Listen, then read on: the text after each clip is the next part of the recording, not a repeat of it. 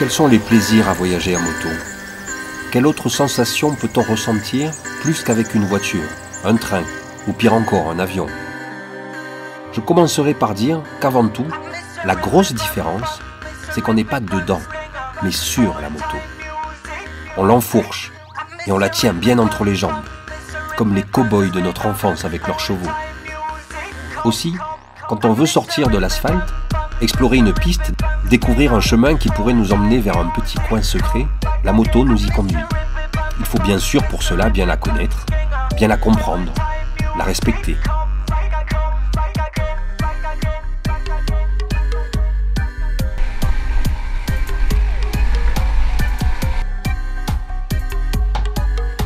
Et en échange, elle ira jusqu'à vous ouvrir les chemins de chèvre, même où les cyclistes marchent.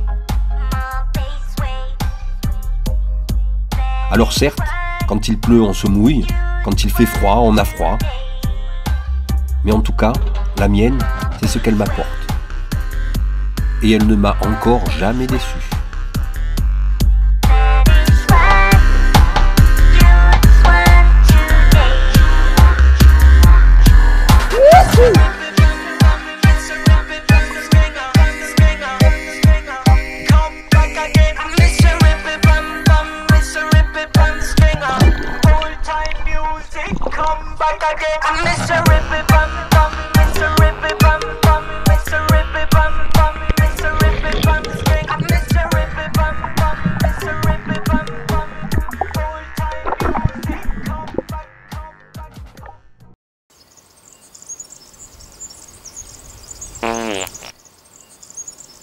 Mais revenons à nos moutons. J'en étais où, moi? Le départ, champignons, bivouac, hôtel, polo... Ah oui, on en était là. La panne. Plus j'y repense, et plus je me dis que cette rencontre avec Polo la veille ne fut pas le fruit du hasard. En effet, sans lui, je n'aurais pas aussi facilement pu rejoindre le village le plus proche, situé quand même à presque 20 km. En tout cas pas avec la moto en même temps. 20 km de tractage à la corde n'est ni légal, ni sans risque. Il serait d'ailleurs bien resté avec moi pour voir de plus près cette panne, mais un comité d'accueil de famille et d'amis l'attendait impatiemment pour sabrer le champagne et fêter son retour après son incroyable périple. Bon ben voilà, je suis en panne, grosse panne. Je suis à un village qui s'appelle Sacedón, à 100 km à peu près de Madrid.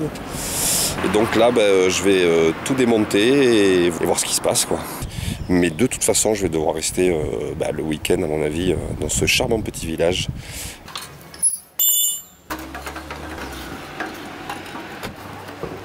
Je procède donc à un premier diagnostic et commence à organiser les étapes de ce contretemps que j'espère le plus court possible.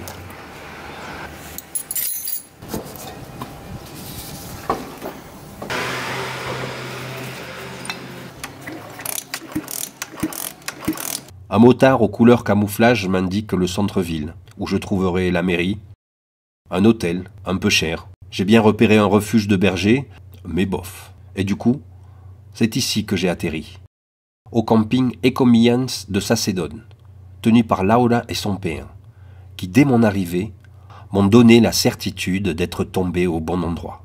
Road trip Hercule 2016, jour mercredi, jeudi, vendredi, samedi, 4. J'étais en panne, je le suis toujours, mais c'est pas grave, je suis en vacances. Il y a des bonnes nouvelles quand même aussi. J'ai la chance de faire partie du Flanders Hercules Club, qui est un club de fans d'Hercule belge, et dont Patrick Dundow, le gars que je côtoie depuis plus de 15 ans, pour les pièces ou les conseils à propos de mon Hercule. Je l'ai appelé de ci, cela, nani, donc on n'arrête pas de se Facebooker. Il y a ça. Ensuite, j'attends avec impatience 7 heures. Mon pote Polo doit ce soir voir tout un groupe de motards, de mécaniciens qui customisent des vieilles motos, etc. pour me conseiller à Madrid le garagiste le plus approprié à travailler sur ce moteur. Donc il faut que je l'emmène à Madrid, et ça me fait arriver à ma deuxième bonne nouvelle, puisque j'ai contacté mon pote mexicain Fabricio, qui vit à Madrid et qui m'a gentiment proposé de venir me chercher demain en voiture, demain dimanche, hein, qui vient me chercher. Je prendrai le moteur, c'est sûr, et puis peut-être quelques affaires. Je vais laisser la moto là, la tente ici. Dès lundi, j'espère pouvoir l'emmener chez un garagiste qui l'ouvre, qui voit exactement. Alors bon, d'après Patrick, ce serait juste le roulement du vilebrequin. Enfin, juste, c'est quand même. C'est pas que c'est coûteux, c'est que c'est surtout chiant à aller chercher, enlever, mettre le nouveau, remonter et refermer le moteur. C'est apparemment beaucoup de boulot et c'est pour ça que je préfère pas me lancer dans cette aventure ici, là. J'ai plus qu'à attendre demain, tout à l'heure, les bonnes nouvelles de Polo qui va me dire oui, ça y est, j'ai trouvé un gars, va à telle adresse. Ça, c'est ce que j'espère. Et donc demain, Fabricio viendra me chercher. On ira à Madrid. Comme ça, je verrai Maël, je vais dormir chez lui. Voilà, ça c'est ma maison. Un petit chat qui passe. On va aller boire une bière parce que je la mérite.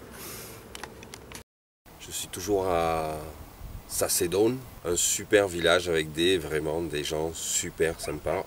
Que des gens du terroir, mais ils sont adorables, quoi. Là j'attends donc Fabricio qui doit arriver à 6h, donc je quitte Sacedón en laissant la moto sans le moteur, où je vais voir Maël donc ce soir, et alléluia Polo, encore une fois, mon ange veille sur moi. On a trouvé un garagiste qui travaille les motos classiques, etc.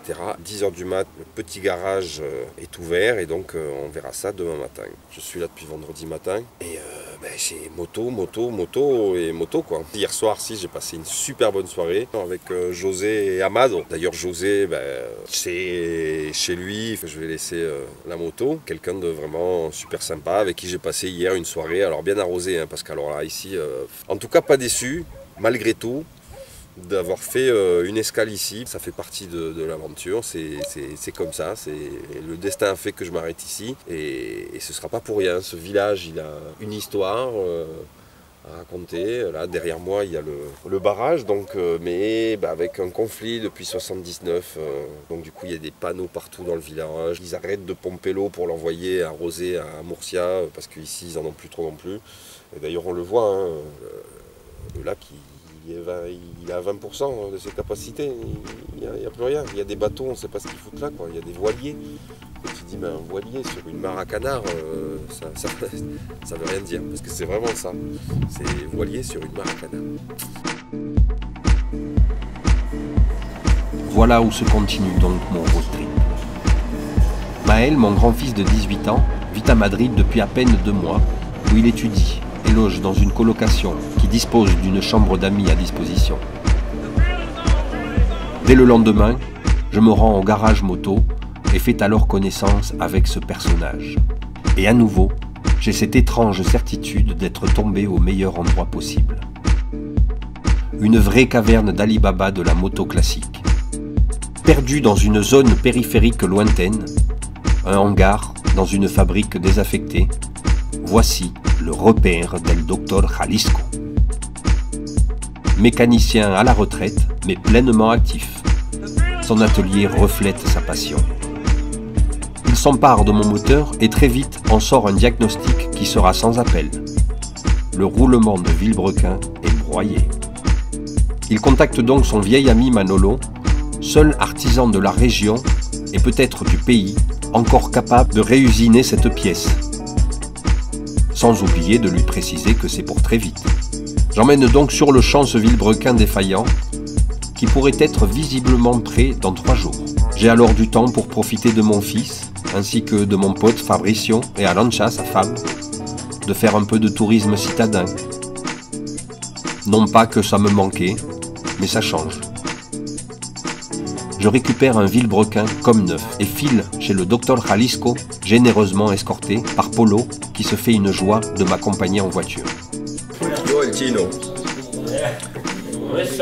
Son es mi nombre de verdad. Pero para todos, cuando vivía en España, era el chino.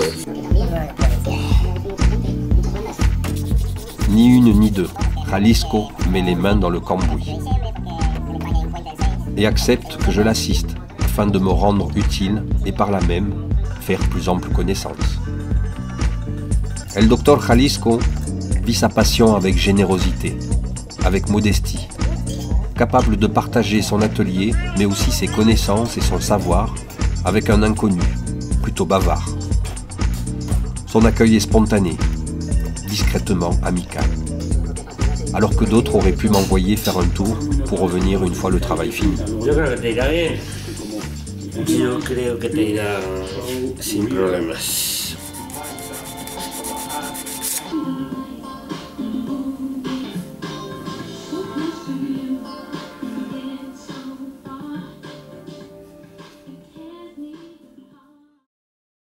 C'est chargé comme une mule que je repars vers Sacédone. Ce fut encore avec l'aide de Fabricio et de sa petite Clio que je retrouve Pépette au camping.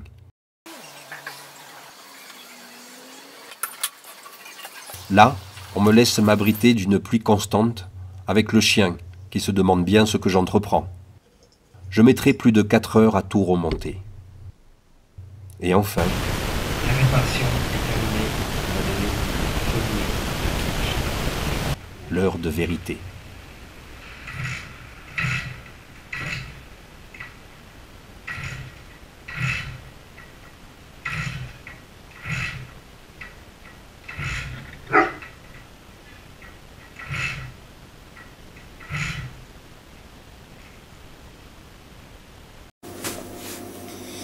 Bon, road trip, plus trop. Je suis revenu au camping. Ça fait bientôt 2 semaines que je suis parti. Ça fait 1 semaine que je suis bloqué. Voilà. Donc road trip pour l'instant, j'ai fait 4 jours de road trip.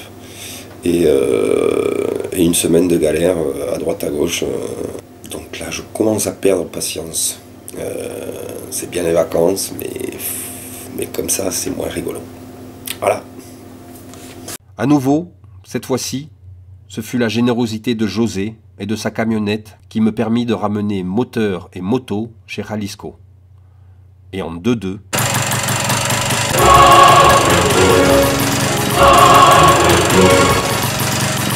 un petit morceau de PQ resté dans le carbu. Voilà tout. J'ai eu honte, mais on en a bien ri. Après avoir bien arrosé les remerciements, ainsi qu'une bonne nuit de sommeil, j'allais enfin pouvoir reprendre mon aventure. À moi les décors de western, les belles courbes et les chemins de campagne. J'ai le cœur qui s'emballe,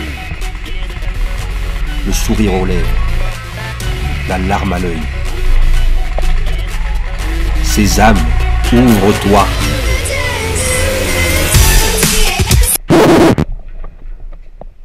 Pépette, putain! Faut-il que je te chante la Marseillaise, con?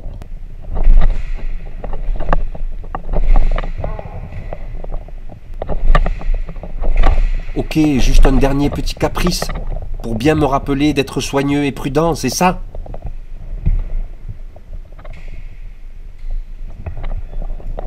Allez, la bougie. J'ai pris note.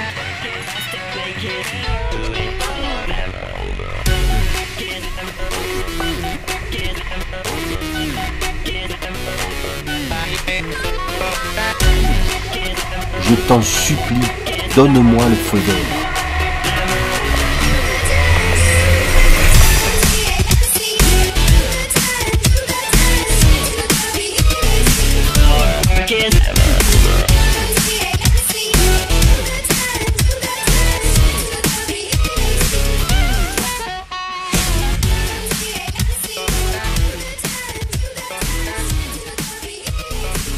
Je n'ai qu'un peu plus de 50 km à faire.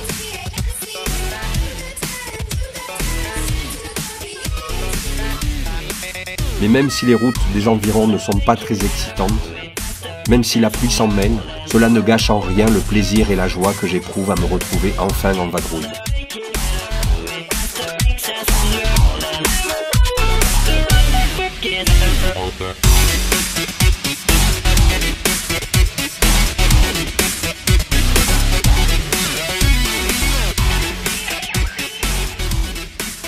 Cela dit, je finis par me faciliter la tâche en empruntant la voie rapide pour arriver au plus tôt à Tolède.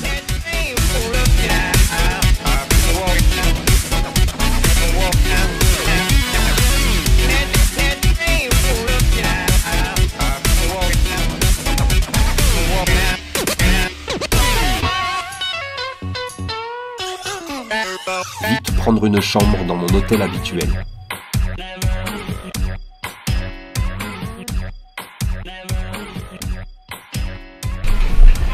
Buenas, ¿cómo estáis? Sí, sí te conozco. Como la última vez, vengo de lejos. Madre mía, qué fenómeno.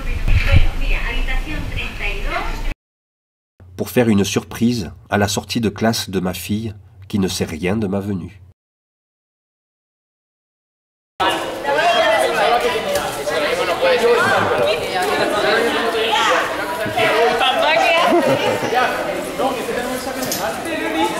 Sorpresa!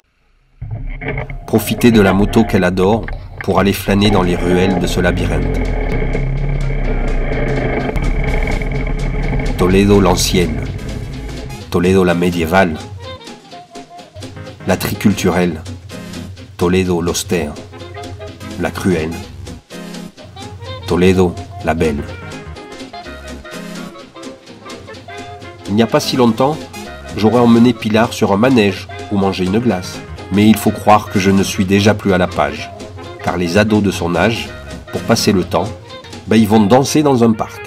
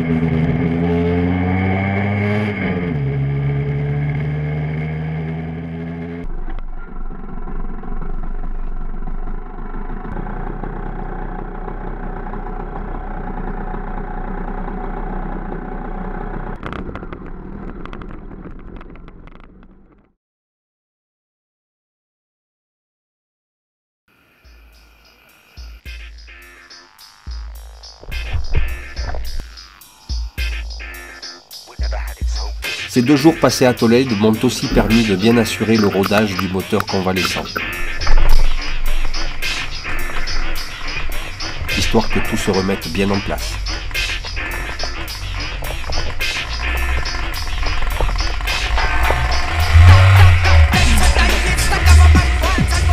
Les longues lignes droites de Castilla-La Mancha me le confirment. La moto tourne comme une horloge. Plus j'avance, plus je retrouve cette ambiance de petit bled isolé, où les touristes se font rares et donc l'accueil y est chaleureux. Là où les papis vous saluent seulement par politesse, par habitude, par sympathie. Là où il y a encore des pompistes pour vous servir.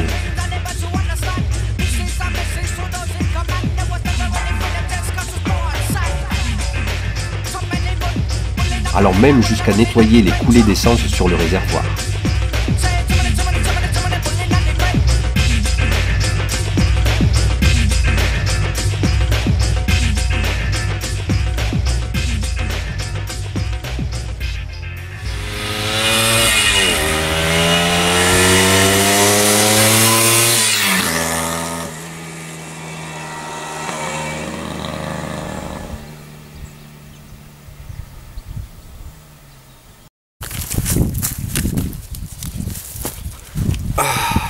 journal de bord de Road Trip 2016, jour, je sais plus combien.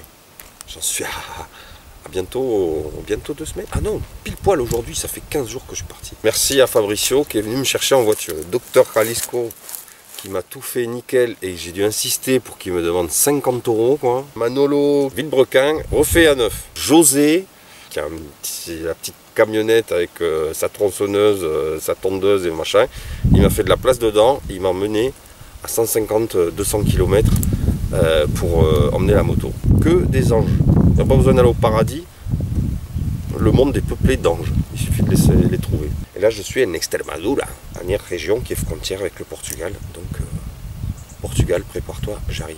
C'est 5 heures. Évidemment, c'est super joli. J'ai bien choisi ma route. Je crois que je vais essayer de camper. Ou j'aime bien les petites maisons en ruine qu'il y a dans les champs. Là. Comme ça, il n'y a pas à déballer la tente, etc. On peut faire du feu, c'est safe. Et ça peut être le grand luxe. En tout cas, c'est l'aventure. Peut-être pour l'instant, tout va bien. En même temps, j'y vais pépère. Je force pas trop, je m'arrête souvent. Aujourd'hui, j'ai dû faire 150 km.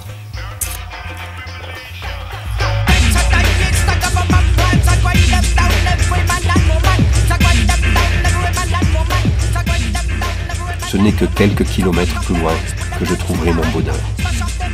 Passer un petit village nommé Navatrasierra. D'abord interpellé par mon instinct qui aime à suivre les cours d'eau, puis aimablement guidé par un troupeau de biches.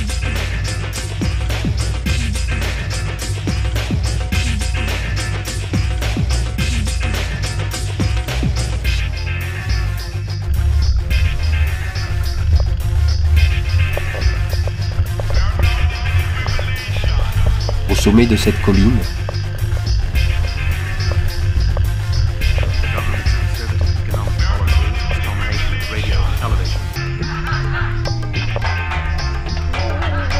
une ruine.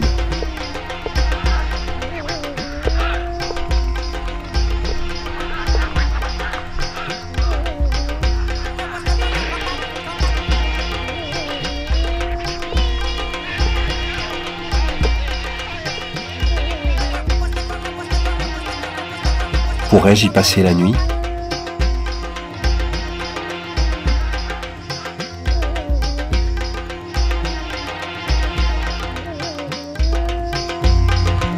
Suspense.